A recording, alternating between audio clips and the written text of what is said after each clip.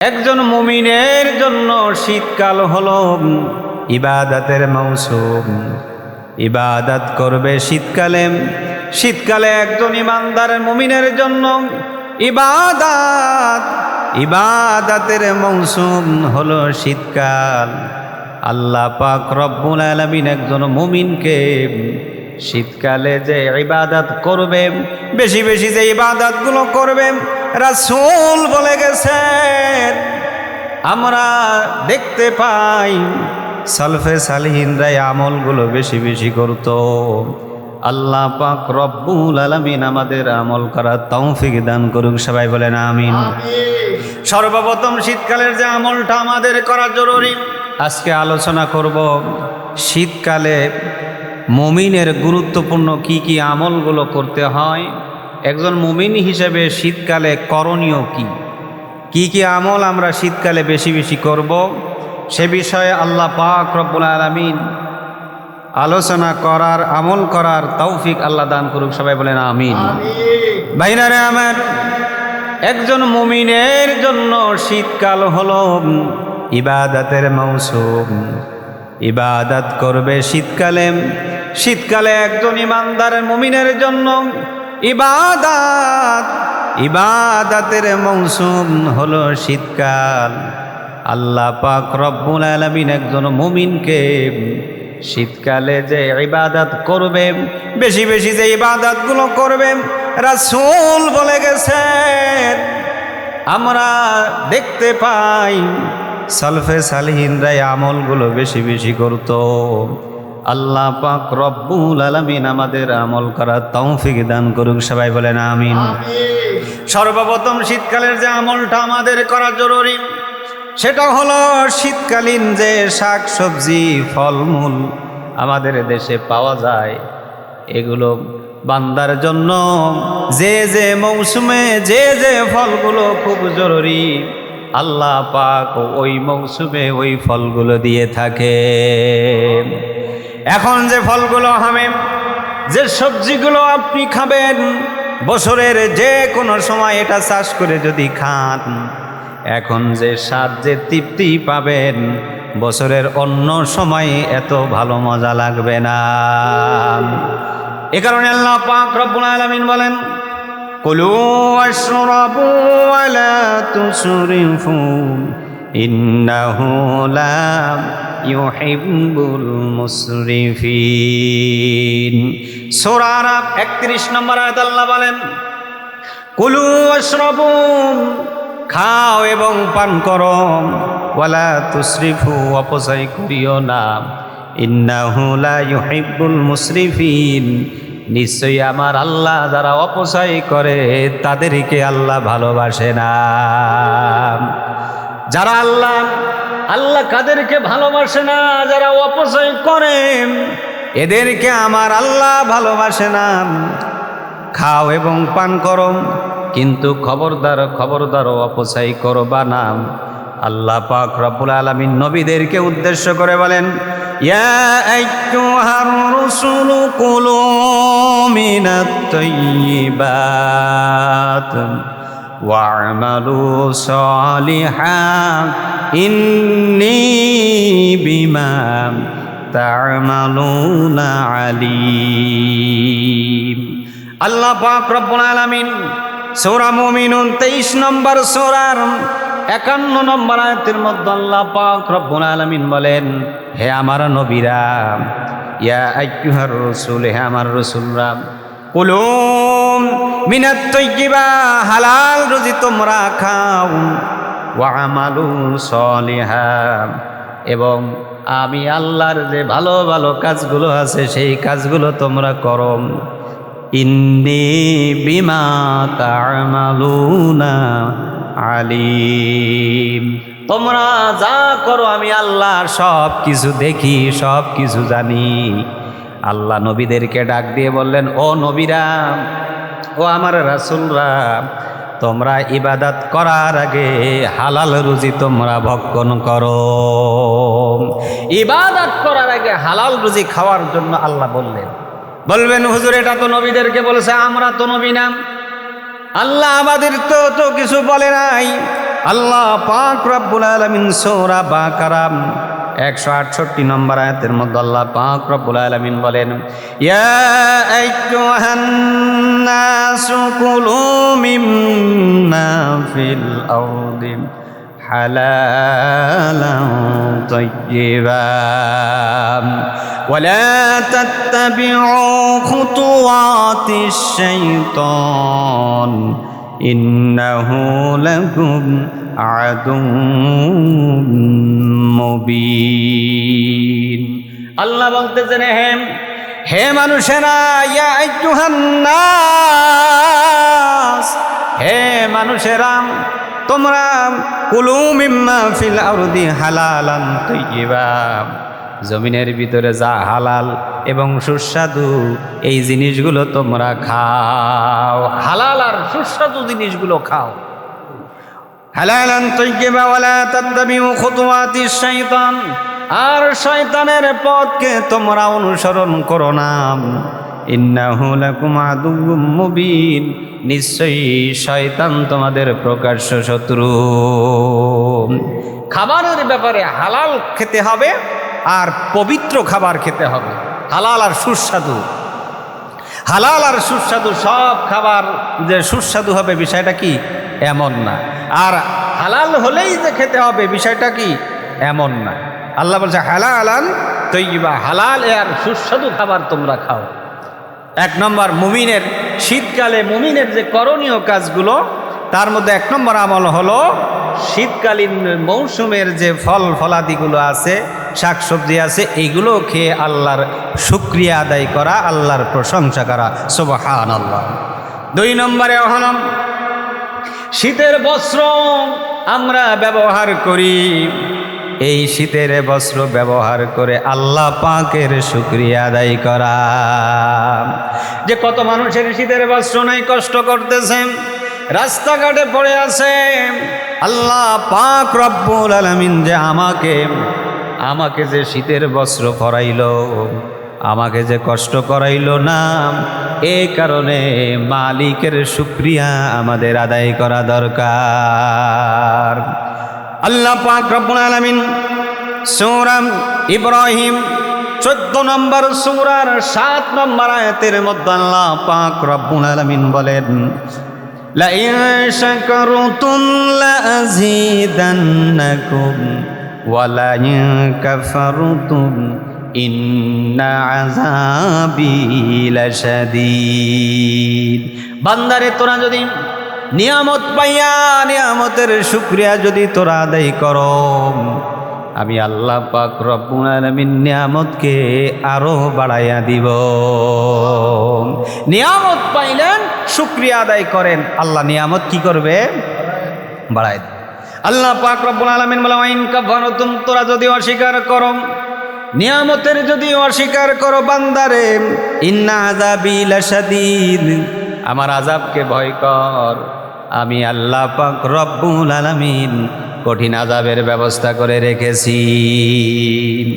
আল্লাহ পাক রব্বুল আলামিন সূরা ইব্রাহিমের 34 নম্বর আয়াতের মধ্যে আল্লাহ পাক রব্বুল আলামিন বলেন, ওয়া ইন তাউদ্দু নি'মাতাল্লাহি লা তুহসুহা।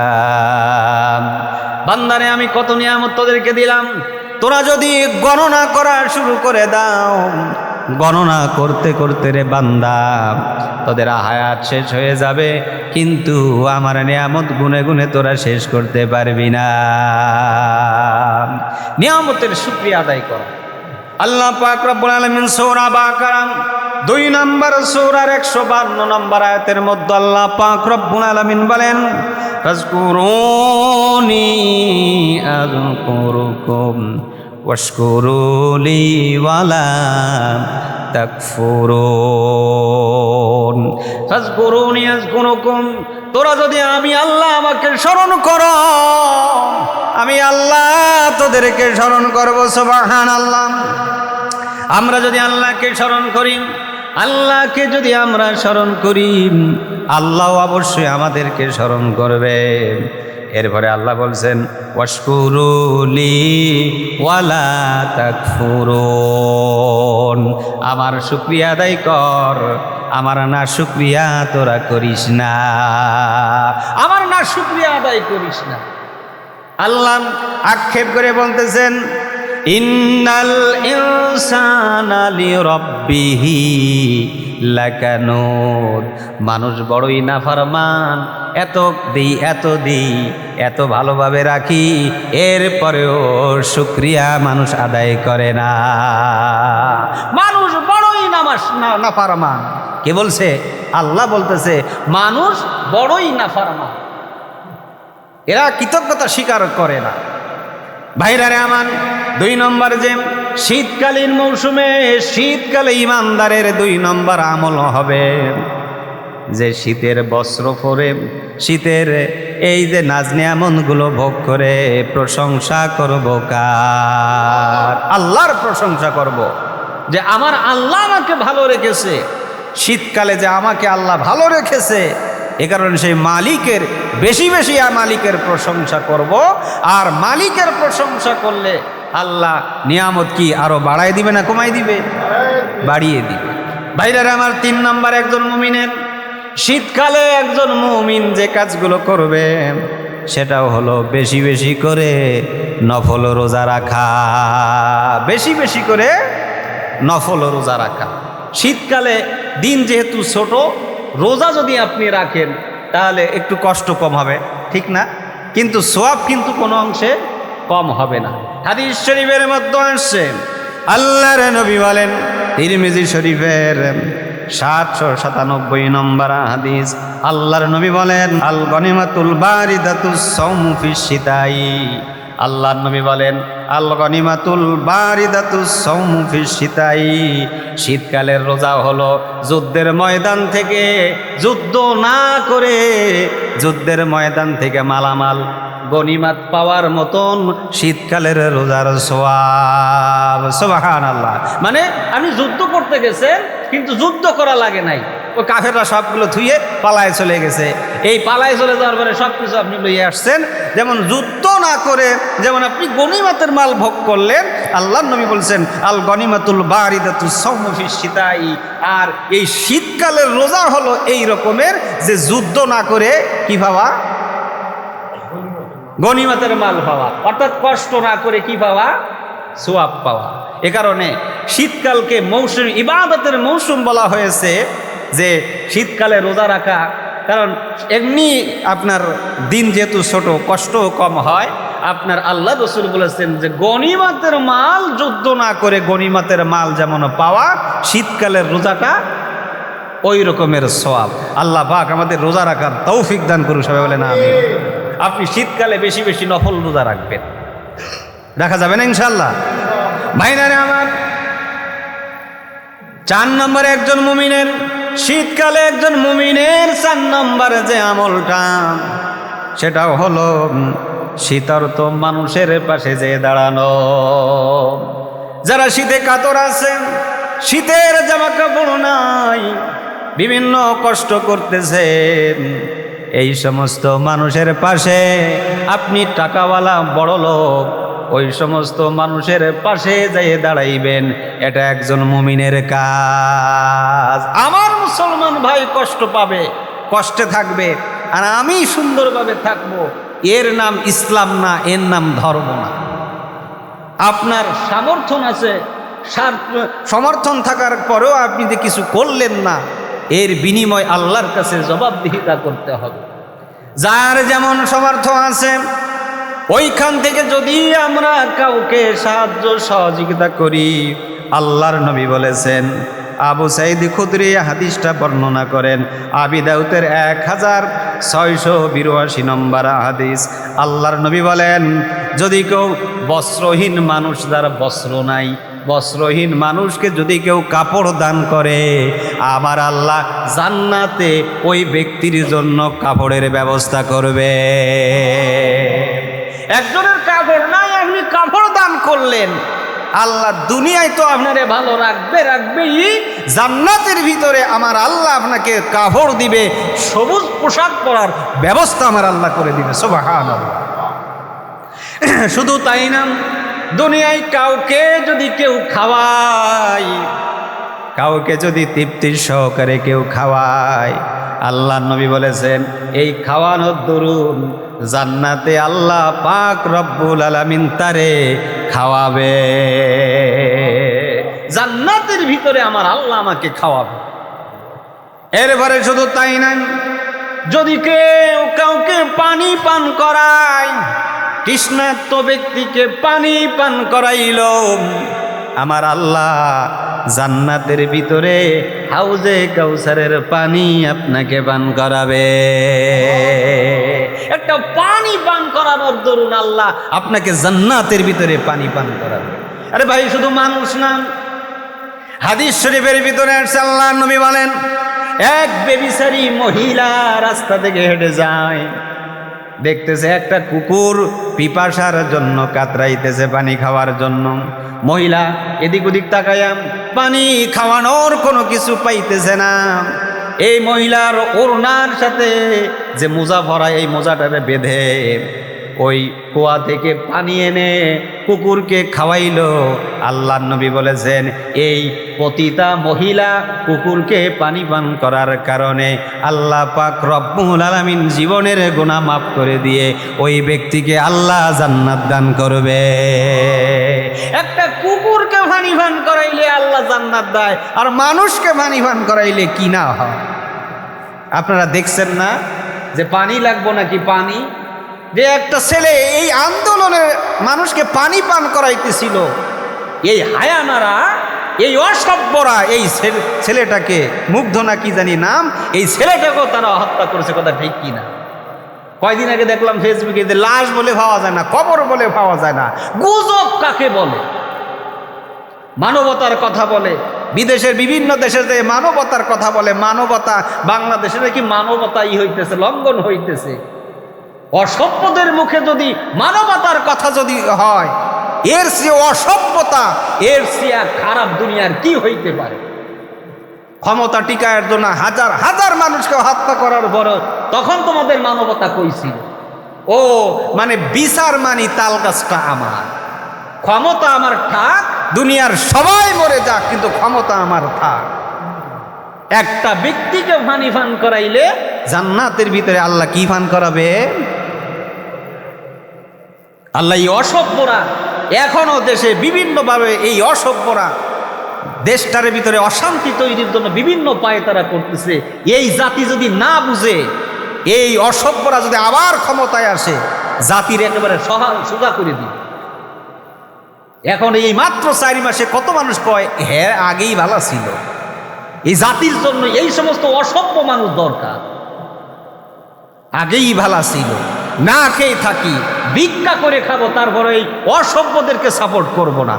আমি আমার আত্মীয় স্বজনকে ভোলাফান্দে বলে যাব, আমি আমার আত্মীয় স্বজনকে বলে যাব যে আমি মরে গেলে যেন এই অসভ্যরা আমার জানা যায় যেন না যায়। মানুষকে অত্যাচার করো, নির্যাতন করো, পাইছোটা কি? দেশটা তোমার বাপে। আল্লাহ বুঝার তৌফিক দান করুন। ভাইরানে আমার, আল্লাহ পাক রব্বুল আলামিন, আল্লাহ পাক রব্বুল আলামিন, আল্লাহর নবী বলেছেন, তিরমিজি শরীফের মধ্যে হাদিসটি আসছে 2484 নম্বর হাদিস। চমৎকার একটা কথা বলেছেন, কাউকে যদি আপনি কাপড় দান করেন, ওই কাপড়টা যতদিন সে পরবে আল্লাহ পাক রব্বুল আলামিন নিজ জিম্মায় আপনাকে হেফাজত করবে।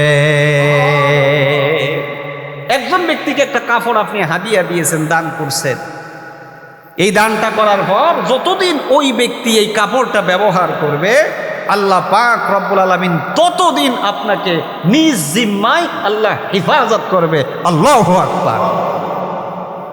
কত বড় সওয়াবের কাজ! এই শীতকালে আমরা যারা ঠিক মতন কাপড় চোপড় নাই, শীতের বস্ত্র যাদের নাই, তাদেরকে আমরা সাহায্য সহযোগিতা করব। যারা টাকা পয়সার মালিক আছেন, এখন এই যে কম্বল কিন্তু বেশি টাকা না দাম, এরমের আপনি 100, 200, 300 কম্বল কিনে যারা গরিব মানুষ আছে, এই গরিব মানুষদের যদি আপনি দেন, এই সোয়াবগুলো পাবেন কি পাবেন না? আল্লাহ পাক আমল করার তৌফিক দান করুন, সবাই বলেন আমিন। ভাইরা আমার 5 নম্বরে তাহাজ্জুদের নামাজ শীতকালে বেশি বেশি করে পড়বেন। তাহাজ্জুদের নামাজ যদি বেশি বেশি যদি আপনি পড়েন সওয়াব আছে না নাই? আল্লাহ পাক রব্বুল আলামিন পবিত্র কোরআন সূরা ফুরকান 25 নম্বর সূরা 64 নম্বর আয়াতের মধ্যে আল্লাহ পাক রব্বুল আলামিন বলেন, ওয়াল্লাযীনা ইয়াবিতুনা লিরাব্বিহিম সুজদাও ওয়া কিয়ামা। ওয়াল্লাযীনা ইয়াবিতুনা লিরাব্বিহিম সুজদাও ওয়া কিয়ামা। যারা ইমানদার, যারা আল্লাহওয়ালা, যারা ইমানদার, তারা কি করবে? রবের সেজদা করবে, দাঁড়াইয়া দাঁড়াইয়া তারা নামাজ পড়বে। যারা ইমানদার আল্লাহওয়ালা তারা ঘুমায় থাকবে না, তারা দাঁড়াইয়া দাঁড়াইয়া ওয়াল্লাযীনা ইয়াবিতুনা লিরাব্বিহিম সুজদাও ওয়া কিয়ামা, তারা রবের সেজদা দিবে আর দাঁড়াইয়া দাঁড়াইয়া রবের সামনে দাঁড়াইয়া দাঁড়াইয়া নামাজ পড়বে। এটা ইমানদারের বৈশিষ্ট্য। সুবহানাল্লাহ। আল্লাহ পাক রব্বুল আলামিন আল্লাহর নবী বলেন, ও সাহাবীরা শোনো, বুখারী শরীফের মধ্যে এই হাদিসটি আসছে 432 নম্বর হাদিস। আল্লাহর নবী বলেন, সল্লু ফি বুয়ুতিকুম ওয়ালা তাত্তাখিজুহা কুবুরা। আল্লাহর নবী বলেন, তোমরা ঘরের ভিতরে নামাজ পড়ো, খবরদার খবরদার ঘরটাকে কবরস্থান বানাইও না। ঘরের ভিতরে নামাজ পড়ো, ঘরের ভিতরে কি করো? নামাজ পড়ো। ঘরটারে কি বানিও না? গোরস্থান বানিও না, কবরস্থান তোমরা বানিও না। এখানে দেখা যায় অনেক মসজিদে, এই মসজিদে একটু বেশি মনে হয় দেখা যায় যে মসজিদে জুমার নামাজের পরে মুসল্লিরা মোটামুটি নামাজের পরে মোনাজাত করে দিলে সবাই মোটামুটি অর্ধেকের মানুষ চলে যায়, যায় না? বলেন তো, যাইতেই পারে, কাজ থাকতে পারে। বাড়িতে যে কয় রাকাত পড়বে, এইটা এই মাসলাটা বলার জন্য এই কথাটা বললাম। বাড়িতে যাইয়া মসজিদে পড়লে তো 4 রাকাত না, মসজিদে পড়লে কয় রাকাত পড়ে? 4 রাকাত পড়ে। বাড়ি যাই পড়লে কয় রাকাত পড়বেন? হ্যাঁ হ্যাঁ, কি পড়েন? এটা বরিশালের ওয়াজ, এটা না পড়ার কথা। বাইরে আমার বোঝার জন্য বলছি, মসজিদে যদি নামাজ পড়েন বাদাল জুমা হলো কত? 4 রাকাত। কিন্তু যখন বাড়ি যাইয়া এই বাদাল জুমা পড়বেন, তাহলে এটা 4 রাকাত হবে না, এটা হবে 2 রাকাত। কয় রাকাত? মসজিদে পড়লে 4 রাকাত, বাড়ি যায় পড়লে 2 রাকাত। কারণ আল্লাহ নবী চায় যে মানুষ যেন বাড়ি যাইও কি 2 আর 4 রাকাত কি নামাজ যেন পড়ে। তাহলে মসজিদে পড়লে জুমার পরে বাদাল জুমা 4 রাকাত পড়তে হয়, কিন্তু বাড়িতে পড়লে কয় রাকাত? 2 রাকাত। মনে থাকবে? অবশ্যই আপনারা পড়েন, এটা এই কারণে তারপরও আপনাদের একটু স্মরণ করায় দিলাম। আর ব্যাগ যারা পড়েন এটাই তো পড়লে নয়। ভাইরা আমার, আল্লাহর নবী বলেন, সারা রাত যারা ঘুমাইয়া থাকে, ঈশান নামাজ পড়ে যাইয়া ঘুমাইল, আবার ফজরের নামাজের সময় উঠল, এই পাবলিক তো বেশি নাকি? এই পাবলিক বেশি না? ঈশান নামাজ জামাতের সাথে যে পড়লো, আবার এসে ফজরের নামাজ জামাতের সাথে পড়লো। যদিও 2 নামাজ, ঈশা আর ফজরের নামাজ যদি জামাতের সাথে আদায় করে, সারা রাত নামাজ পড়ার সওয়াব আল্লাহ আমল নামায় লিখে দেয়। সুবহানাল্লাহ।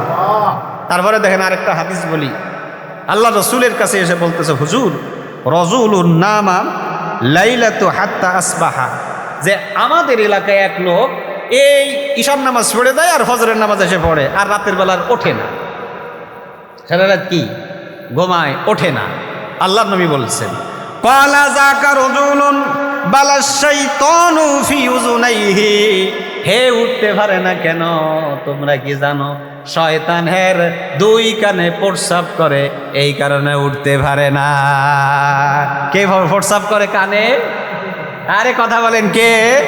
হাসির কথা না, বুখারী শরীফের মধ্যে হাদিসটি আসছে 3270 নম্বর হাদিস, ইবনে মাজা 1330 নম্বর হাদিস। আল্লাহ রসুল বলছে কলা জাকা রসুলুন বালা শাইতানু ফি উজুনাইহি, এই লোক কেন উঠতে পারে না তোমরা বলতে পারো এর দুই কানে কে প্রস্রাব করছে? বলেন বলেন, শয়তানে কানে প্রস্রাব করে, এ কারণে হে উঠতে পারে না। তার মানে আপনি ঘুমানোর আগে 2-4 রাকাত নামাজ পড়েন বা ফজরের আগে উঠে আরো 2-4 রাকাত পড়েন, তাহলে এইভাবে যদি আপনি নফল নামাজগুলো যদি পড়েন খুশি হয়ে যাবেন কে? আল্লাহ পাক রব্বুল আলামিন বলেন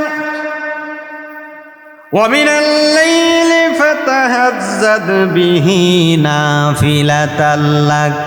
নবী গো, আমি এই রাতের বেলায় নামাজ পড়াকে আমি অতিরিক্ত করে দিয়েছি। কি করে দিয়েছি? অনেকে বলে এই একটা মাসালা, আরেকটা মাসালা শোনেন, অনেকে বলে থাকে রাসূলের উপরে তাহাজ্জুদের নামাজ ফরজ ছিল, আমাদের ঘরে নফল। না না না, রাসূলের উপরও আল্লাহ অতিরিক্ত করে দিয়েছেন। আল্লাহ রাসূল আল্লাহ বলছেন ওমিনাল লাইলি ফাতাহাজ্জাদ বিহি নাফিলাতাল লাক, হে নবী আমি আল্লাহ তাহাজ্জুদ আপনার জন্য অতিরিক্ত করে দিয়েছি। কি করে দিয়েছি বলেন?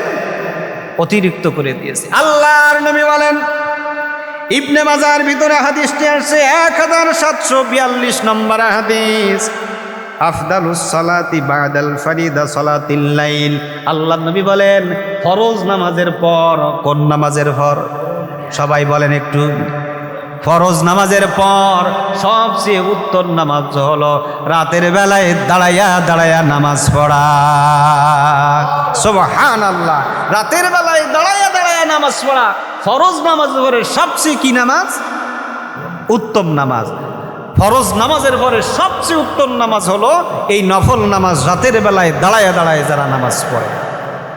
আল্লাহ পাক রব্বুল আলামিন তাহলে মুমিনের 5 নম্বর বৈশিষ্ট্য হবে একজন মুমিন শীতকালীন মৌসুমে সে তাহাজ্জুদের নামাজ সে কন্টিনিউ পড়বে। তাহাজ্জুদের নামাজ যদি আপনি পড়েন খুশি হয়ে যাবেন কে? আল্লাহ খুশি হয়ে যাবে।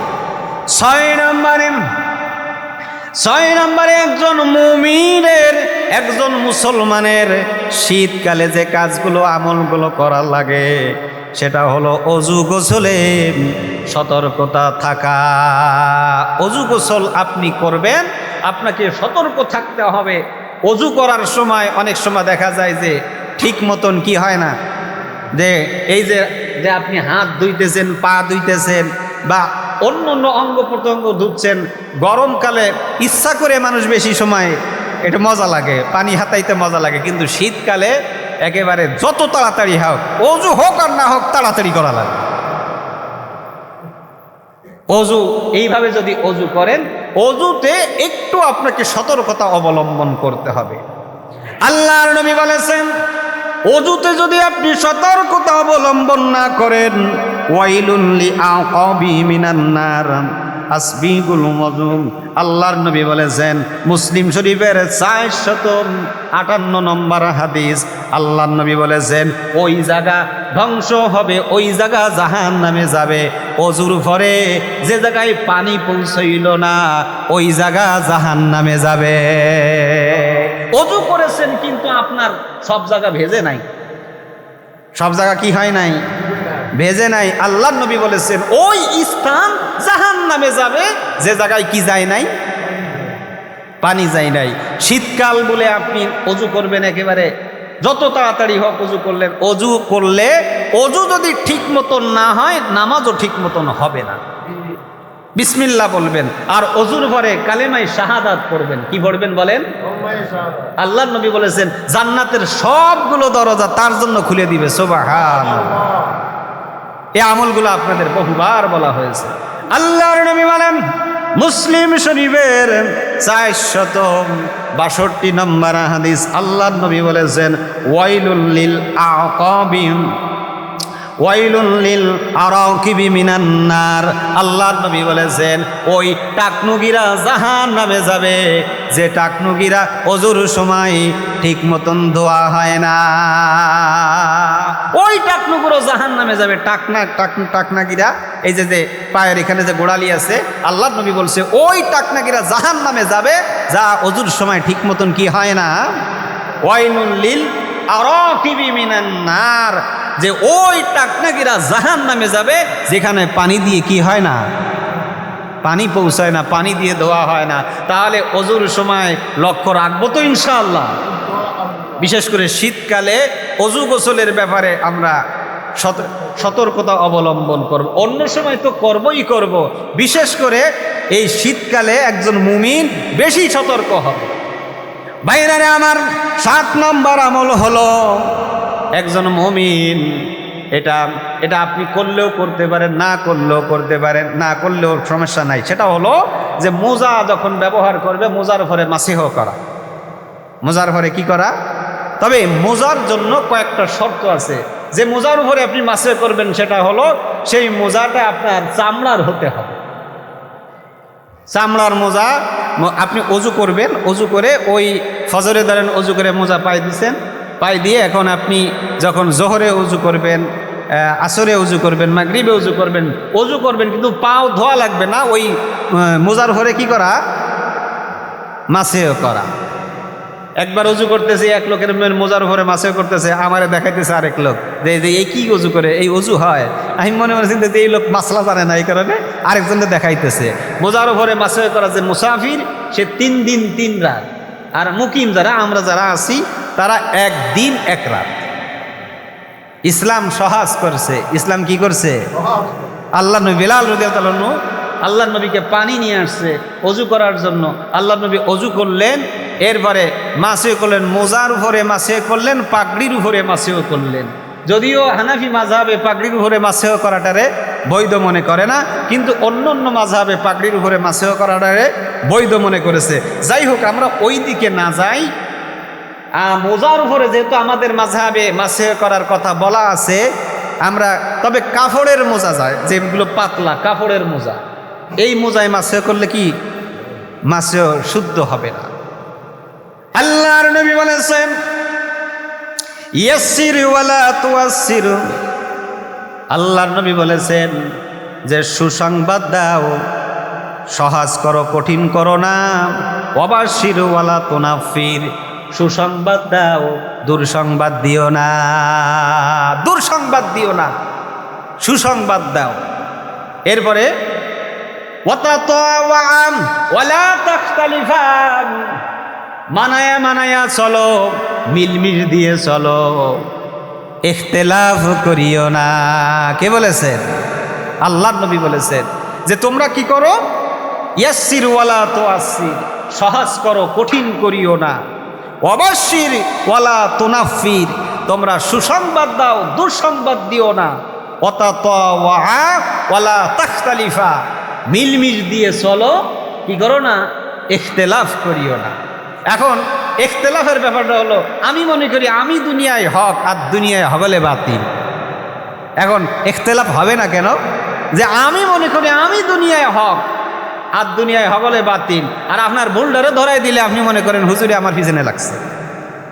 এ কারণে দোনো জায়গা থেকে মুসল্লিদেরকেও বুঝতে হবে, ইমামেরও বুঝতে হবে। সব সময় একজনের পিছনে পড়ে থাকলে হবে না। দুনিয়ায় কত বিষয় আছে, ওই বিষয়ে কথা বলেন। একটা বিষয়, একটা সাবজেক্টকে নিয়ে সব সময় যদি এক সাবজেক্টে গুতোগুতি করেন, তাহলে ওই মুসল্লিরাও বুঝবে যে হুজুর আমাকেই খালি দেখে, আর কেউ দেখে না। আল্লাহ পাক বুঝার তৌফিক দান করুক। সবাই বলেন আমিন। সুসংবাদ দিতে হবে, দুঃসংবাদ দিয়েন না। সহজ করেন, কঠিন করিয়েন না। মিলমিশ দিয়ে থাকেন, কি করবেন না? গুতাগুতি। আল্লাহ বুঝার তৌফিক দান করুন। ভাইরানে আমার 8 নম্বর, একজন মুমিন শীতকালে যে আমলগুলো করবে তার মধ্যে একটা আমল হলো যখন নামাজ পড়বে, নামাজের ভিতরে অনেকে দেখবেন মুখ ঢেকে নামাজ পড়ে, আছে না নাই? মুখ ঢেকে নামাজ পড়ে। আল্লাহ রাসূল নিষেধ করেছে যে নামাজের ভিতরে মুখ ঢেকে নামাজ পড়ে না। যখন করোনা আসলো, করোনার ভিতরে একেবারে মাস্ক পরে নামাজ পড়া আমি চরম বিরোধিতা করেছি। যে মানুষ সম্পূর্ণ আল্লাহ যদি বলে তাহলে হবে, আল্লাহর পক্ষ থেকে হবে। রোগের কোনো ইচ্ছা নাই যে নিজ ইচ্ছাই কি সংক্রমিত হবে, এরকমের ইচ্ছা নাই। একেবারে সমাজের ভিতরে কত যে একজন করোনা হলে তার কাছে যাওয়া যাবে না, এটা করা যাবে না, ওটা করা যাবে না। যে সর্বপ্রথম যার করোনা হয়েছে সে কার ছোঁয়া লেগে হয়েছে বলেন? আল্লাহ রসুল বলেছেন, যখন তোমরা নামাজ পড়বা নামাজের ভিতরে মুখ ঢেকে নামাজ খেয়াল রাখবেন। নামাজে যখন আর দাঁড়াবেন, সামনের জুমার পরের জুমায় আরেকটা আলোচনা আসবে, সেটা হলো কোন কোন কারণে নামাজ হয় না। এটা আমাদের জানা অতি জরুরি, কোন কোন কারণে মানুষের নামাজ হয় না। নামাজ ভাঙ্গার কারণ তো আছেই, এগুলো ছাড়া প্রায় 30টা 32টা কারণ আছে যেগুলোর কারণে আমাদের নামাজ হইতেছে না। তার মধ্যে একটা হলো এরকমের মুখ ঢেকে নামাজ পড়া। রাসূল যেহেতু নিষেধ করেছেন মুখ ঢেকে নামাজ পড়িও না, অতএব মুখ ঢেকে নামাজ পড়বো না। মাফলার দিয়ে চাদর দিয়ে এমন ভাবে ঢাকেন, সমস্যা নেই, নামাজের সময় এমন করিয়েন না। নামাজের সময় সব কিছু খুলে মোটামুটি স্বাভাবিকভাবে নামাজ পড়ে। 9 নম্বর যে কাজগুলো শীতকালে আমাদের করা অতি জরুরি, সেটা হলো শীতকালে আল্লাহর কাছে জাহান্নাম থেকে ফানা চাওয়া। সুবহানাল্লাহ। হাদিস শরীফের ভিতরে আছে, আল্লাহর নবী বলেছেন, শীতে কাঁপতেছেন, শীতে কাতর অবস্থায়, শীতে কাতরাইতেছেন, এই সময় যদি বলেন আল্লাহ তুমি আমাকে মাফ করে দাও, আল্লাহ তুমি আমাকে মাফ করে দাও, আল্লাহও বলে যা আমি তোরে মাফ করে দিলাম। শীতে কাতরাইতেছেন, তখন আল্লাহর কাছে ক্ষমা চাইলে আল্লাহ কি করে? ভাইরা আমার, অতি গরম, অতি ঠান্ডা, এগুলো জাহান্নামের নিঃশ্বাস। কার নিঃশ্বাস? আল্লাহর নবী বলেন, আবু হুরায়রা বর্ণনা করেন, জাহান্নাম আল্লাহর কাছে বলে, আয় আল্লাহ, আমার একটা অংশ আরেকটা অংশকে খেয়ে ফেলেছে। আল্লাহ বলেন, 2টা নিঃশ্বাস ছাড়ো। একটা নিঃশ্বাস এই শীতকালে ছাড়ে, যার কারণে শীতের তীব্রতা দেখা দেয়। আরেকটা নিঃশ্বাস গরমকালে ছাড়ে, যার কারণে গরমের তীব্রতা দেখা যায়। এগুলো জাহান্নামের নিঃশ্বাসের কারণে শীতের তীব্রতা, গরমের তীব্রতা বাড়ে। এ কারণে আল্লাহ রসুল বলেছে, শীতকালে তোমরা বেশি বেশি করে জাহান্নাম থেকে আল্লাহর কাছে পানা চাও। কি থেকে পানা চাবো বলেন? জাহান্নাম থেকে আল্লাহর কাছে বেশি বেশি শীতকালে পানা চাবো। 10 নম্বরে আমল হলো, আল্লাহর নবী বলেছেন যে শীতকাল থেকে, এই শীতকালের যে গাছের পাতা ঝরে যায়, এ থেকে আল্লাহর কাছে শিক্ষা অর্জন করা। গাছের পাতা যে ঝরে গেল, এ থেকে আমাদের শিক্ষা অর্জন করা। কি শিক্ষা অর্জন করবেন? গাছের পাতা যে ঝরে গেল, পাতাটা ছোট ছিল, আস্তে আস্তে পাতাটা বড় হলো, এরপরে এই পাতাটা শীতকাল আসলে পাতাটা ঝরে যায়। একদিন আমরা এই দুনিয়ায় ছিলাম না, 200 বছর আগে, 300 বছর আগে আমরা যে এই দুনিয়ায় আসব এমন কোনো ছিল? আমরা এখন থেকে আরও 200 বছর পিছনে যদি আপনি চলে যান, তাহলে দেখবেন যে আমরা ছিলাম এমনও কেউ কিছু জানবেও না, বলতেও পারবেন না যে এই নামের একটা লোক এই দেশে ছিল। তাহলে শীতকাল থেকে শিক্ষা অর্জন করা, যে গাছের পাতা ঝরে যাওয়া থেকে শিক্ষা অর্জন করা, যে একদিন আমি এই পৃথিবীতে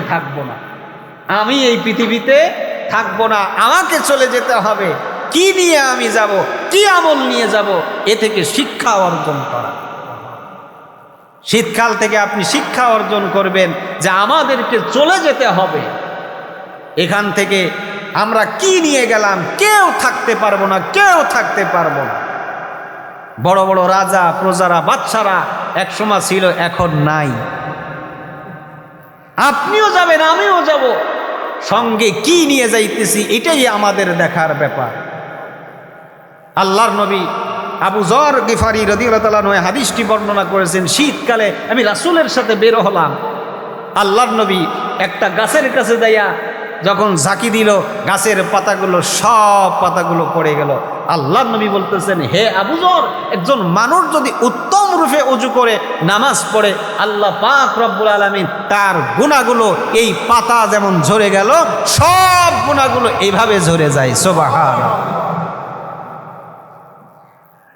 শীতকালে যেন আমাদের গুনাহগুলো এভাবে ঝরে যায়, গাছের পাতা যেমন ঝরে যায়, আমাদের গুনাহগুলো যেন শীতকালে এভাবে ঝরে যায়। আমরা রাজি আছি তো ইনশাআল্লাহ? যে যা করেছি করেছি, আর না, আর সময় ব্যয় করব না, যা করব আল্লাহর জন্য করব। আল্লাহ যা করতে বলেছে, রাসূল যা করতে বলেছে, এগুলো আমরা বেশি বেশি করি। আল্লাহ আমাদের তৌফিক দান করুক, সবাই বলেন আমিন। তাহলে 10টি আমল আবার বলি শুরু থেকে, অনেকে পরে আসছেন। প্রথম নম্বর আমল হলো একজন মুমিন শীতকালে যে আমলগুলো বেশি বেশি করবে, সেটা হলো শীতকালীন যে মৌসুমের যে ফল ফলাদি আছে, এগুলো খেয়ে আল্লাহর প্রশংসা করবে। কার প্রশংসা? আল্লাহ। 2 নম্বর, শীতের বস্ত্র পরিধান করে আল্লাহর শুকরিয়া আদায় করা। আল্লাহর শুকরিয়া আদায় করা। শীতের বস্ত্র, কত মানুষ শীতের বস্ত্র পরতে পারে না, আল্লাহ যে আমাকে পরিয়েছে এ কারণে শুকরিয়া আদায় করব কার? 3 নম্বরে হলো বেশি বেশি নফল রোজা রাখা। বেশি বেশি নফল রোজা রাখা। আল্লাহর নবী বলেছে যে শীতকালে নফল রোজা রাখা হলো যুদ্ধের ময়দানে যুদ্ধ না করে মালামাল পেয়ে যাওয়া। 4 নম্বরে শীতার্ত মানুষের পাশে যে দাঁড়াবেন, যার কাপড় নাই, শীতের কাপড় নাই, আপনি একটা কাপড় কিনে দিলেন, বা আপনার নতুনটা কেনার সমর্থন নাই, আপনি আপনার পুরনো 2টা আছে, একটা দিয়ে দিলেন। দেওয়া যাবে তো ইনশাআল্লাহ? দেখি কেমন দেওয়া যায়, দেখবো ইনশাআল্লাহ। 5 নম্বর হলো শীতের মধ্যে তাহাজ্জুদের নামাজ বেশি বেশি পড়বেন। এমনি তো পড়বেন, শীতের মধ্যে যেহেতু রাতটা একটু বড়, রাত অনেক বড় না, 4টার সময় তো ঘুম ভেঙে যায়, এর ভরেও তো কত ভরে আজান দেয়। তাই এখন আপনি শীতের মধ্যে যদি একেবারে ঘুমায় থাকলেন, এত বড় একেবারে ঘুমাবেন 9টায়, উঠবেন 9টায়, এমনটা যেন না হয়। শীতকালে যেহেতু লম্বা রাত, অনেক রাত বড়, একটু সময়টাকে কাজে লাগায়। 6 নম্বরে অজু গোসলের ব্যাপারে সতর্কতা অবলম্বন করা। 7 নম্বরে মোজার উপরে যারা মাসেও করবেন, এই মাসেও করা যাবে।